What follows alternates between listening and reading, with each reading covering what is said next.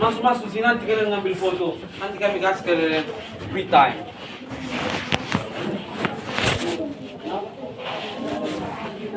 Oh, ini kecuali ini ada tempo.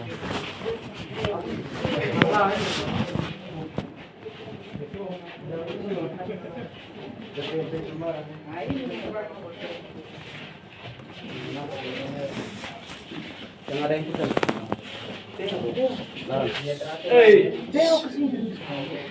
Lihat, nanti kami kasih kalian free time untuk foto video terserah, live itu terserah dan sebagainya. Tapi penjelasannya tentang selfie kalian terserah, oke? Mau macam-macam kalian terserah. Tapi dengarkan dulu dia ngomong.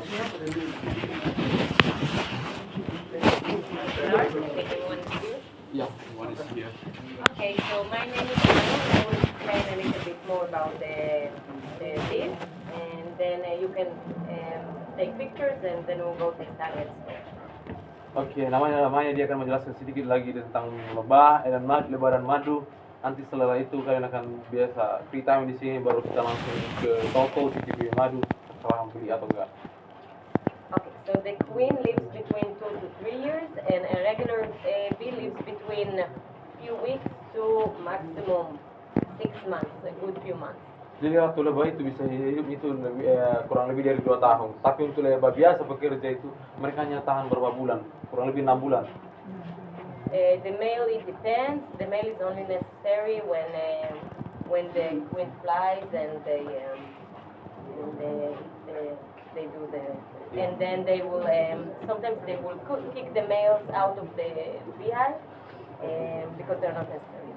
Tapi kalau lebah jantan dia tergantung, semua tergantung lebah jantan ini. Kalau dia kawin lebih cepat, ingat dia mati selesai. Tapi kalau dia lebih bandar, dia akan ditendang keluar oleh ratunya dari koloni. The male doesn't have a stinger compared to the females and the queen. The queen has a stinger. She uses it when. Okay, wait. I will say that. Lebah jantan itu dia tidak punya sting. Itu sting itu apa ya? Suntiknya itu. Oke, dia pun nggak punya suntik itu. Hanya lebah betina dan ratunya yang punya suntik. Maksudnya jarum itu. Pentul itu.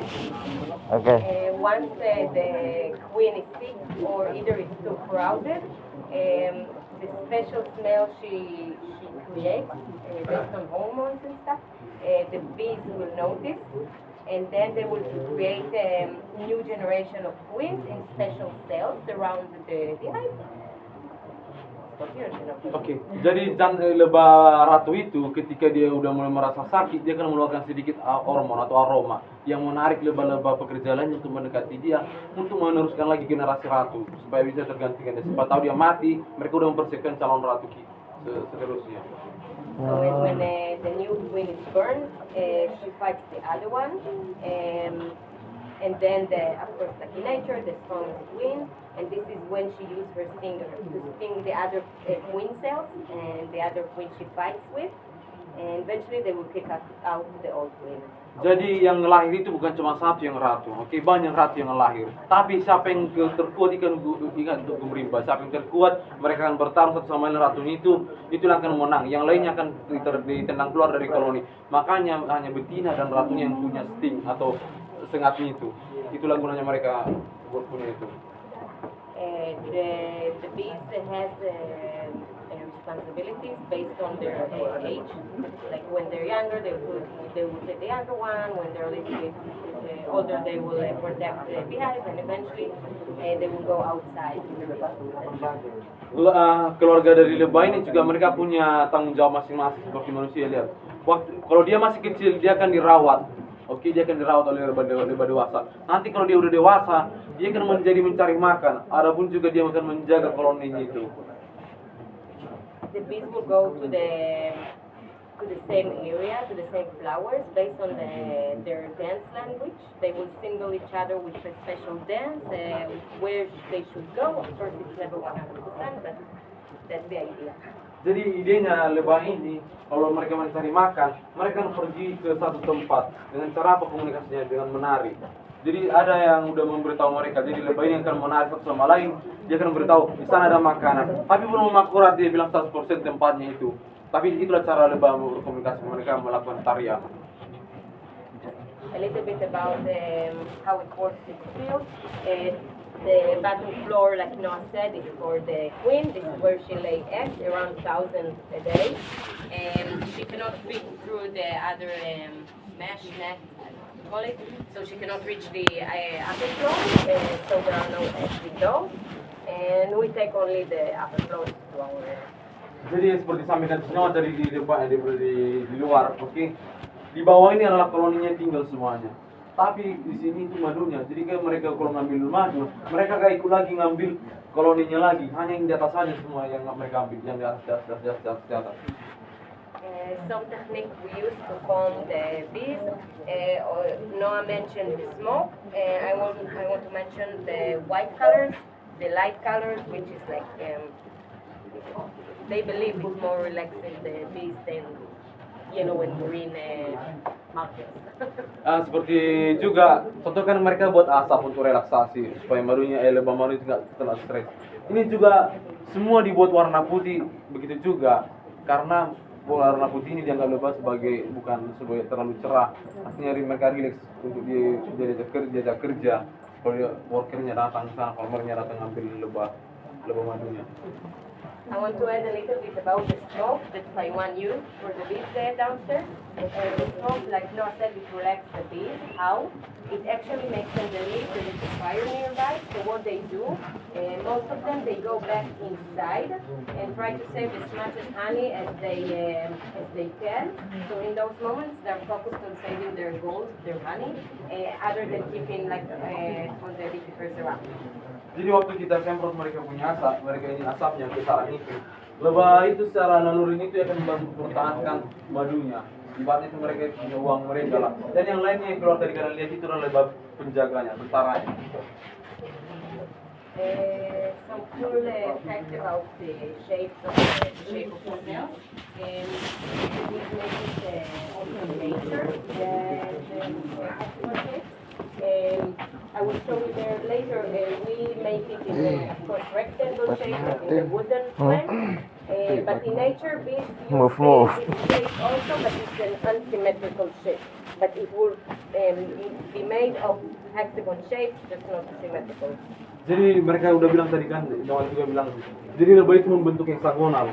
Oke, seperti ini setiap sarangnya mereka. Tapi secara alamiah di alam, mereka itu membuat bentuk yang tidak asimetris. Tapi di sini mereka itu membuat frame yang kotak seperti itu untuk membentuk ini.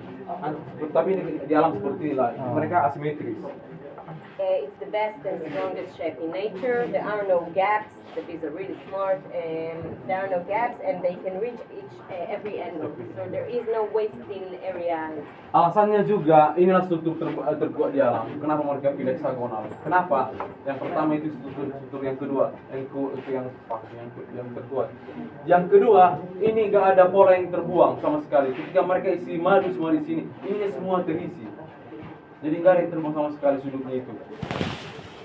Any questions so far? Ada pertanyaan? Ada pertanyaan? Okay, so last thing, let's go to the big window over there to see the machine. 2 more minutes and then you can take pictures. Apa? Dia tidak bertahan hidup. Ya itulah alamnya. Mana tahu kenapa jantannya suka langsung mati.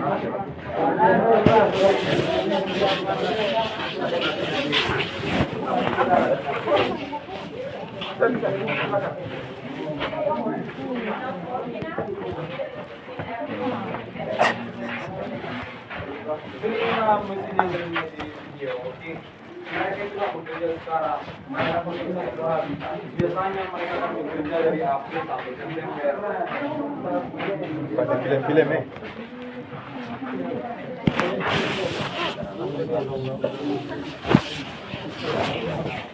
Asalnya kan naik mesin. Sabar, kapan itu single lihat?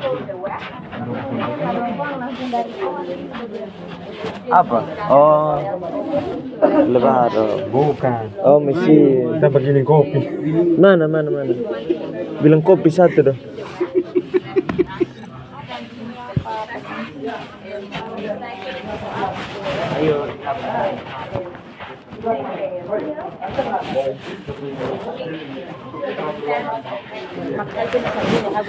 Uy, panahay na sa tungot pa na sintig masunit. Takait si.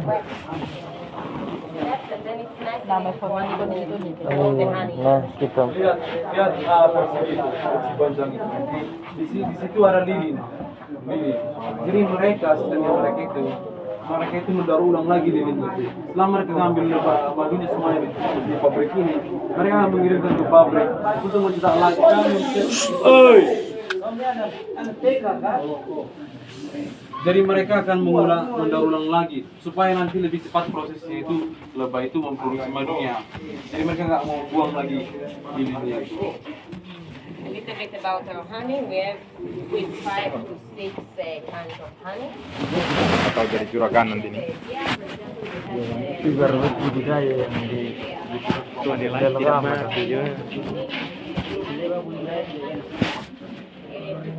lili.